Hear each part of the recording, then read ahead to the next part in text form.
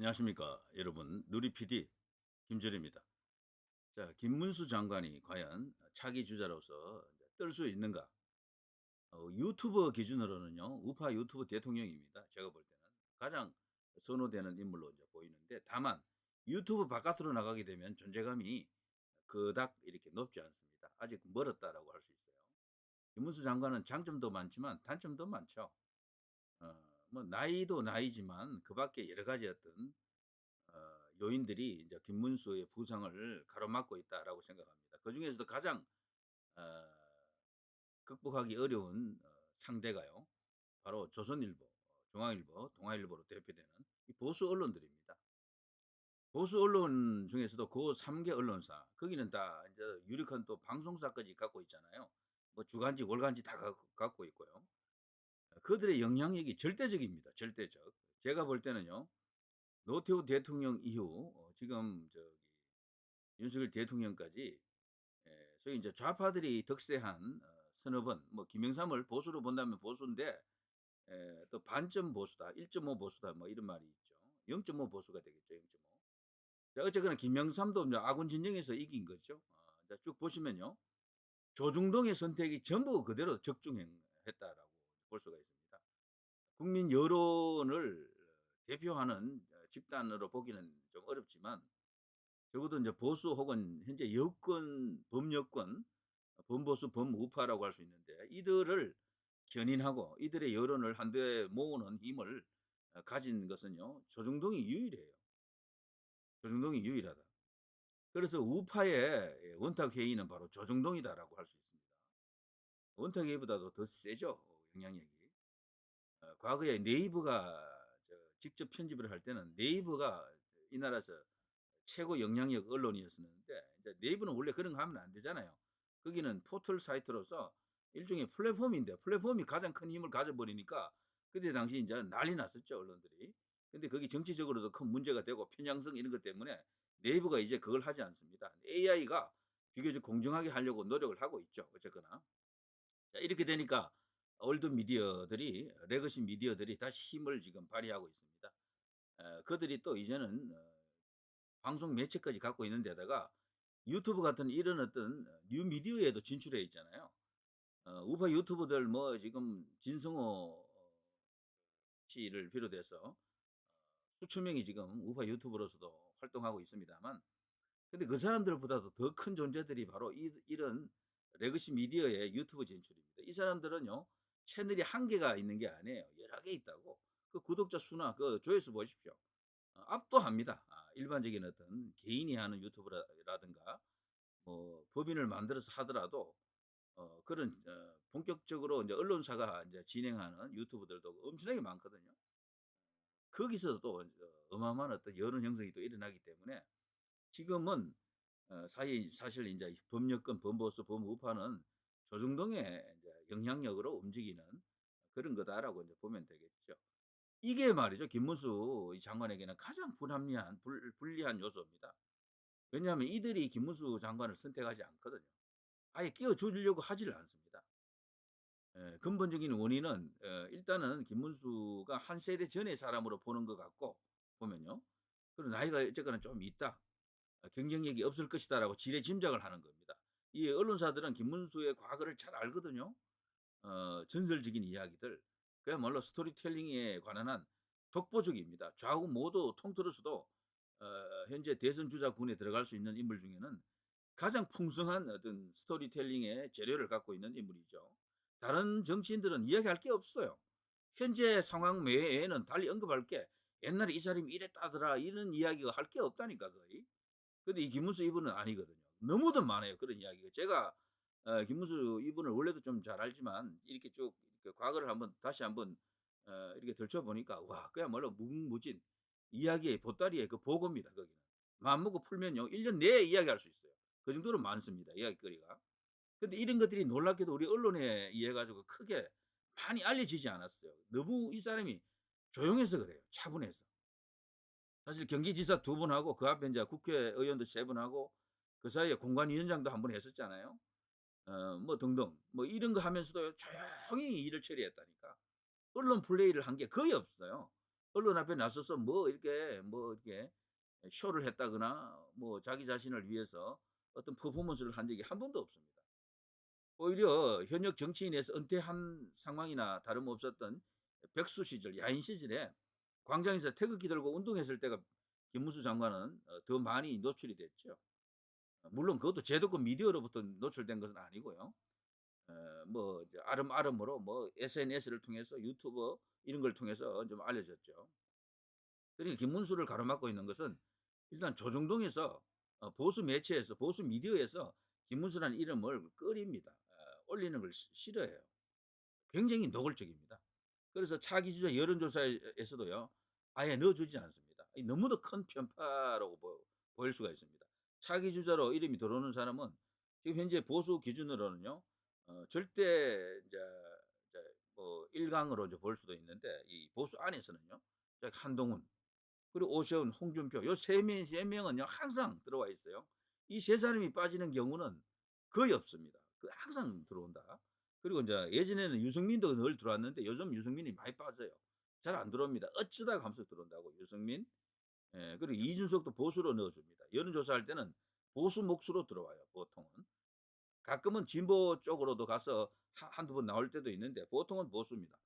그 5 명이 기본적으로 많이 나오고 안철수도 요즘은 들어왔다가 나갔다가 합니다. 위험합니다. 안철수는 이런 식이면 대선 주자에서 아마 이탈할 가능성도 커요. 왜냐하면 차기 주자 여론조사에 이름 빠지면 그건 끝이에요. 이제 더 이상 아무런 가능성이 없다라고 볼 수 있죠. 그 한 5명 정도입니다. 그 한 5명 정도. 그밖에 뭐 인물은 거의 없다시피 한데 이제 물론 참 원희룡이 있네요, 원희룡. 원희룡도 들어왔다가 나갔다 합니다. 원희룡도 들어왔다 나갔다. 안철수하고 비슷해요, 사실. 왔다 갔다 합니다.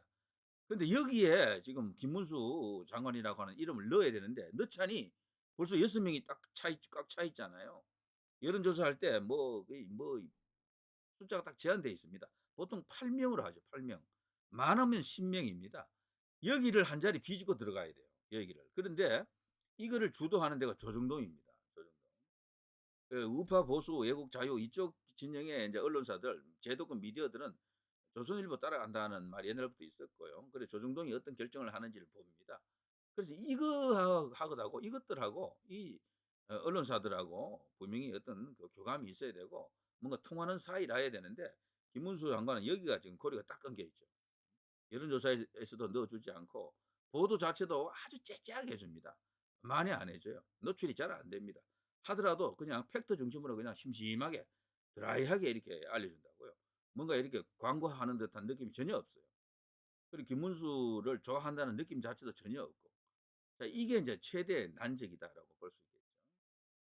그리고 또 하나는요. 국민들이 김문수 장관을 옛날 사람으로 보는 거예요, 옛날 사람. 근데 실제 나이가 쪼끔 있긴 해도요. 70대 초반이잖아요. 지금 나이가 어쩌면 좋다라고도 할 수 있어요. 본인이 건강만 괜찮다면은. 경륜도 충분하고 전체적으로. 그러나 어쨌거나 이런 어떤 세간의 선입견이 있습니다. 이걸 또 극복을 해야 되는 숙제가 있고요. 그리고 또 하나는 이분을 언제부턴가 극우로 인제 몰아붙이고 있죠, 극우. 저는 극우가 나쁘다고 안 봅니다만 그런데 사실 김문수 장관을 보게 되면 극우는 어린 반푼어치도 없는 이야기입니다. 극우는 무슨 극우입니까? 노동 정책을 펼치고 있는 걸 보십시오. 오히려 진보에 가까운 인물이다. 어떻게 보면은. 노동 정책만큼은 역대 그 어떤 노동부 장관보다도 파격적으로 점진적으로 어떤 진보라는 단어는 제가 빼겠습니다. 점진적 그리고 실용적 그런 어떤 정책을 취할 것 같습니다. 와 기존에 보수 노동부 장관들이 하지 못했던 것을 김문수 장관이 아마 할 겁니다.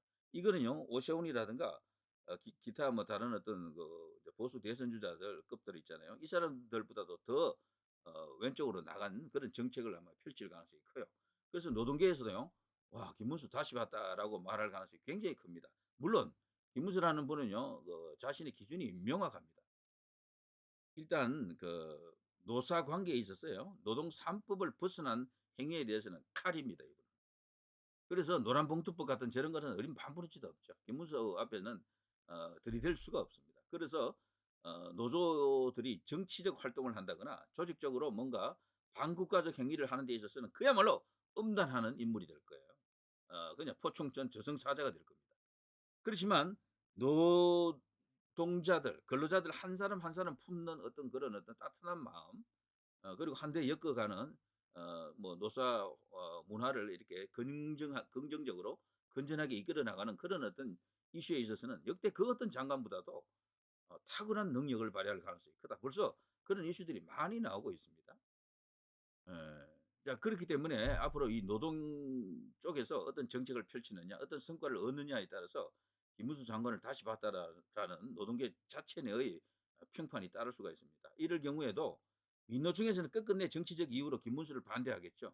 근데 한국노총 같은 경우는 절반이잖아요. 반반이잖아요. 그쪽은 분명히 입장이 바뀔 수가 있습니다. 김문수 지지로 돌아설 수도 있어요. 얼마든지 이제 그렇게 될 수가 있다. 뭐 기본적으로 대한민국 정치인들 중에 역대 이제 노동운동 그 거친 인물들 중에 김문수를 능가하는 사람이 없어요.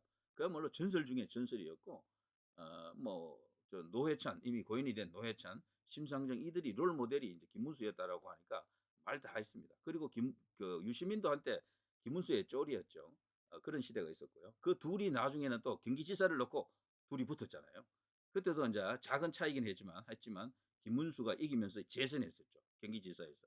그때 김문수의 그 역량이랄까 대단했죠. 유시민도 그 당시에는 전성기급이었어요. 그 유시민을 깬 겁니다. 대단해요, 이분도. 그러니까 요즘은 나이가 들어서 좀 어눌해졌죠. 근데 과거에 하는 거 보면요, 딱 할 말 딱 하는 스타일입니다. 그리고 말에 빈틈이 없어요. 맘 먹고 각 잡고 하면 말을 자꾸 못한다 그러는데 각 잡고 하면 잘합니다. 제가 볼 때는 여러 번 제가 봤지만 마음 먹고 이렇게 하는 말은 잘해요. 그리고 충분히 긴 연설도 잘 소화하고 TV 토론 같은 거 예전에 유시민하고 했던 걸 제가 보니까 저도 그때 당시도 봤습니다만 굉장합니다. 뭐 그 상황 파악 그리고 종합 행정에 대한 능력, 이해도 그리고 세부적인 사안에 대한 어떤 그런 것들이 입력이 다 돼 있어요. 그래서 소위 말해서 국가 경영을 위한 준비가 다 되어 있는 인물이다. 경적적으로도 그렇고 과거 스펙으로도 그렇고요. 그리고 이제 스토리텔링으로서도 그렇고 그 경기지사를 두 번 해봤다라는 것은 이거는 어마어마한 자산인 거지. 거기다 국회의원도 세 번 했죠. 그래서 뭐 준비가 더 이상 필요가 없습니다. 제가 볼 때 이 사람은 이념적으로도 그렇고 그리고 뭐 이게 국가관 이런 것들 뭐 아주 투철하잖아요. 그리고 요즘은 말이죠 대선 주자급 되면 뒤도 좀 깨끗해야 되잖아요. 그런 면에서는 이 김문수를 이렇게 능가할 수 있는 사람이 아무도 없습니다. 비교 자체가 불가하다. 저는 국민의힘에서 지금 국회의원 나오는 사람들 본인 처가 그리고 또 자신의 집안 이런 이야기까지 다 이렇게 연결하면요. 그 틀어서 먼지 안 난다 정도가 아니고 전부 다 위험해요. 제가 볼 때는. 음? 너무도 털 게 많습니다. 너무 털 게. 홍준표하고 오세훈은 차라리 털 게 없어요. 이분들은. 근데 이분들은 약점이 뭔가 하면은 스펙에 있어서요. 과거 스펙에 있어서 뭔가 국가적 어젠다와 연결해서 이야기할 수 있는 게 경력 외에는 할 게 없는 거예요. 홍준표도 검사에서 뭐 그냥 이렇게 출세한 뭐 이런 경력들이 있죠. 오세훈도 사실은 개천이잖아요. 홍준표도 개천이고 어려운 그 시절 태생 자체가 아주 어려운 집안에서 태어나서 고생 엄청나게 해가지고 자수성가한 사람들이잖아요.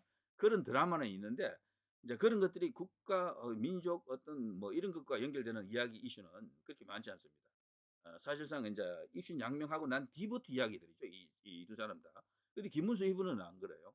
고등학교 때부터 이 사람은 박정희 대통령 삼성계엄 반대를 주도해가지고 경북고등학교 3K 이제 고등학교 아닙니까? 경기고, 경북고, 경남고 이게 이제 알아주는 3대 명문고 아닙니까? 우리나라에서 옛날에 거기서 고등학교 2학년 때 그 데모를 주도해가지고 그 정확 맞은 사람이에요. 고등학교 때부터.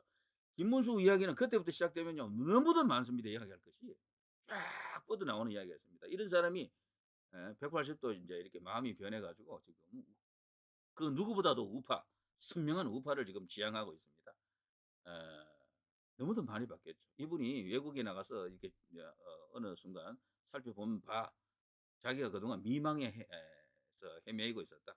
노동운동의 본질 자체는 맞지만 대한민국을 바라보는 정치 권력을 바라보는 시각이 완전히 잘못되었다는 걸 깨달았다 그러죠. 특히 박정희 대통령 같은 분을 보고 그야말로 위대하다라고 말하지 않을 수가 없다라고 본인이 그냥 절절히 깨달았다라고 하지 않습니까? 왜냐하면 세계의 독재자들이 많지만 박정희 대통령 같은 독재자가 없기 때문에 그래요. 그런 분이 없습니다. 그렇게 청렴하면서도 어마어마한 능력으로 나라를 최극빈 국가에서 선진국으로 이렇게 진입할 수 있는 모든 조건을 다 만들어 놓고 가셨잖아요. 이런 거를 이분이 이제 본 거죠. 자, 그러면서 삼성의 위대함, 현대의 위대함, LG, 대우의 위대함을 그때 봤다라고 언급했고요. 그야말로 이제 절절한 어떤 자기 반성 후회가 따랐던 인물입니다. 그냥 어쩌다가 슬쩍 정치적 이유로 목적으로 그냥 이쪽으로 넘어온 사람이 아니라니까요, 그 김문수는. 그리고 그 이분은 말이죠. 그런 단점도 몇 가지 갖고 있지만 장점도 많습니다, 장점. 수도권에서 통한다라는 거죠. 지금 국민의힘의 제일 문제가 수도권 문제 아닙니까? 수도권에서 안 통한다. 근데 이분은요, 경기지사를 두 번 했기 때문에 지금 우리나라에서 제일 지금 큰 광역자치단체가 어디입니까? 경기도잖아요. 경기도가 무려 1,500만에 가깝습니다. 서울보다도 500만 이상 많아요. 근데 경기도를 놓치면 아무것도 안 돼. 근데 경기도지사를 두 번 했고, 역대 경기지사를 가장 잘한 사람이 누구냐면 김문수로 다들 이야기합니다. 그래서 이 김문수 이분은요, 경기도에서 통할 수 있다니까? 얼마든지. 경기도에서 통하면 그 주변에서도 어느 정도 먹히잖아요. 그럼 수도권에서도 통한다는 이야기야. 중수청의 다른 말은 경기도라고도 할 수 있어요. 어떻게 보면. 그리고 젊은 층인데 젊은 층 중에서도 우파적 보수적 관점을 가진 사람들은 많거든요. 그런 사람 눈에는 분명히 이제 김문수라는 이름이 어느 정도 경쟁력으로 다가온다. 그리고 이분이 영남 사람 아닌 걸로 아는 사람이 많은데 정몽주의 후예 아닙니까? 정몽주의 고향 영천에 성은 다르지만 정몽주의 정신이 김문수에게도 저는 있다라고 생각합니다. 바로 김문수가 그 고향이 영천입니다. 경북 영천 TK잖아요. 그럼 쫙 이렇게 이런 것들이 더욱더 이렇게 널리 확산되고 그리고 박근혜 대통령에 대해서 그분이 뇌물죄면 나도 뇌물죄다. 그리고 이제 일제 이제 강점기를 바라보는 시각도 완전히 오리지널 팩트에 입각한 오직 진실만이 이제 힘이다라는 그런 입장을 갖고 있죠. 아무리 그때가 불편한 역사라도 역사를 지우면 안 되잖아요. 그걸 그대로 받아들여야 되지 않습니까? 일제 강점기에 우리나라 국적이 과연 있었나요? 거기에 대해서도 선명한 입장을 갖고 있고. 그러니까 유일합니다. 이렇게 선명한 입장을 내세울 수 있는 유일한 인물이다. 소위 이제 보수 쪽의 인물들 중에서도 그렇게까지 똑부러진 자기 입장을 말할 수 있는 사람이 없는 거죠. 자, 이런 것들이 다 알려지면서 이제 영남권에서도 이제 반등을 시작한다라고 벌써 제가 알기로는 영남 벌써 시작했습니다. 김문수가 본격적으로 여론조사에 이제 투입만 되면은 지지율이 팍팍팍 올라올 겁니다. 순식간에 10%대로 이제 갈 것으로 저는 전망합니다. 그래서 이제 앞서 이제 이런 어떤 장벽을 이제 이렇게 극복을 해야 되죠. 그러자면은 조중동과는 별개로 이제 진행되는 여론조사 있잖아요. 이런 데서는 나타나야 되는데 지금 보니까 데일리안 같은 이런 우파 언론도 김문수를 빼더라고요. 일부러 빼는 거야 그러니까. 그래서 한동훈 중심으로 가고 있는 게 지금 보입니다. 조중동도 지금은 일단 한동훈 쪽으로 가 있어요. 그렇지만 경쟁력이 중요합니다. 이재명과 1대1 대결해서 그렇고 다자구도에서 너무 큰 차이가 나잖아요. 그래서 지금 조중동도 제가 보니까 다른 사람을 찾고 있어. 없으면은 그대로 한동훈으로 갈 가능성이 있습니다. 그런데 한동훈으로 끝내 안 된다 싶으면은 아마 옮겨가겠죠. 뭐 오세훈 정도가 아마 무난할 겁니다. 그들 입장에서는. 그런데 그들로서도 안 된다라는 게 나중에 또 드러나게 되면은 새로운 답을 찾겠죠. 그때 이제 주목될 수 있는 인물이 이제 김문수 같은 이런 사람이 되겠죠. 그래서 김문수 이분은요, 딴 거 없습니다. 다른 여론조사, 군소 어떤 여론조사 기관들이 있고요. 그런 어떤 언론사들이 있잖아요. 그때만이라도 이름이 올라와야 돼요. 어? 현재 한국갤럽은 여론조사할 때 본인의 이름을 불러주지 않잖아요. 주관식으로 하기 때문에 거기서는 김문수가 나타나는데 다른 데서는 나타나지 않는 이유가 이름을 아예 불러주질 않는데 어떻게 나타납니까? 이제 그걸 할 수 있는 조건을 만들어야 된다. 그러자면은요, 일단 언론 앞에서 계속해서 뭔가 이슈 파이팅을 해줘야 돼요. 너무 조용한 분이에요, 이분은 사실은. 좀 언론 앞에서 기자 앞에서 서는 걸 좀 즐기는 스타일이면 훨씬 더 매일같이 김문수 이야기가 많이 쏟아질 수 있게 하면 훨씬 더 이렇게 본인의 주가랄까 몸값이 상승합니다. 인지도도 더 넓어지고 그리고 또 훨씬 더 차기 주자로서 도약하는데 큰 도움이 될 텐데요. 이제 그런 점들. 자, 어쨌거나 가능성과 단점을 둘 다 갖고 있는데 일단 어떤 하나의 그 계기가 주어질 겁니다. 변곡점이 올 겁니다. 그것만 돌파하게 되면 순식간에 저는 10%대로 도약할 수 있는 가능성이 가장 큰 인물이다라고 봅니다. 지금 한동훈을 빼고 나면은 10% 진입이 현실적으로 가장 근접해 있는 인물이다. 최근에 여론조사 보면 5% 가까이 나오잖아요. 4.5, 4.8 이런 식이잖아요. 그게 갤럽이거든. 그런데 예전에 에너지 경제신문인가 거기서도 한번 했는데 그때도 4점 몇 프로 나오더라고. 그런데 이제 이런 여론조사가 예전에 거예요. 한두 달 전에. 그런데 이거를 이제 어느 정도 이제 보편화된 상황 속에서 여론조사 투입을 시켜주면은 뜨기 시작한다. 뜰 수 있다라고 생각이 돼요. 김문수 이분이 지금 펼치고 있는 노동 정책을 쭉 보게 되면은 그 전에 노동부 장관보다도 훨씬 왼쪽으로 나갔어요. 전부 노동자 한 사람 한 사람을 딱 이렇게 배려하는 끌어안는 그런 정책들입니다. 그래서 이런 걸 보고요. 노동 정책에 관한 야권도 함부로 김문수를 못 갈 거예요. 그래서 말이죠. 지금 야권은 그러지 오로지 이제 일제 강점기 관련해서 국적 발언 그걸 갖고 물을 늘고 늘어지죠. 그러면서 김문수가 더 뜨는 것을 막으려고 몸조심하는 게 보입니다. 자꾸 때리니까 김문수가 커지잖아요. 그래서 아예 안 보려고 하네. 국감에서 부르지도 않고 그거 사과 안 하면 당신은 안 부른다라면서 그냥 장관을 그냥 배제하고 지금 국감을 하고 있어요, 지금. 노동부 고용노동부 국감 말이죠. 그것은 그만큼 김문수가 부담스럽다라는 이야기입니다. 그들로서도요. 하늘 같은 선배고 사실 보면요. 인격적으로나 청렴도라든가 이런 게 이제 비교가 안 되잖아요. 김문수의 청렴도 하면은 그 누구도 지금 비교할 사람이 없을 겁니다. 음. 깨끗한 수신 제가가 이제 이루어진 사람이고 그래서 틀면 안 틀리는 인물이다. 이렇게 볼 수가 있겠죠. 근데 때려 보니까 야권이 김문수를 그냥 수구 꼴통 뭐 극우라고 때리니까 자꾸 커지잖아. 눈덩이처럼. 그래서 '어차 이거 안 되겠다. 자칫하면 선수 바뀌겠다. 한동훈에서 김문수 되면 정말 버거울 수도 있다.'라고 생각하는 사람들이 있어요. 왜냐하면 이재명하고 비교해 보면은 모든 게 나이 빼놓고는 전부 이재명보다는 우위에 설 수 있는 인물입니다. 제가 볼 때는 김문수가. 청렴성 뭐 그리고 경기지사 했을 때 두 사람 다 비교가 되잖아요. 그런 것들. 두 사람 다 TK 출신이네. 한 사람은 영천, 한 사람은 안동. 자 그래서 거기서도 충돌이 일어날 수 있고요. 전체적으로 이제 종합 행정 능력을 이렇게 보더라도 비교가 되고. 그래서 김문수가 어떻게 보면요. 다른 사람은 몰라도 이재명 잡는 데는 그야말로 최고의 카드일 수 있다. 천적일 수 있다. 이런 생각을 갖는 사람들이 하나둘 지금 많아지고 있다. 언제 제가요 이재명과 제가 김문수 두 사람을 딱 비교해 놓고 한번 이렇게 대조를 시켜 볼게요. 왜 김문수가 이재명을 잡는 천적이 될 수 있는지. 이거 벌써 이재명 지지하는 개딸 중에는요 눈치 깐 사람들도 있더라고. 김문수 저거 가만 보니까 안 되겠다. 과거 보니까 이재명도 사실 스토리텔링이 엄청난 인물이거든요.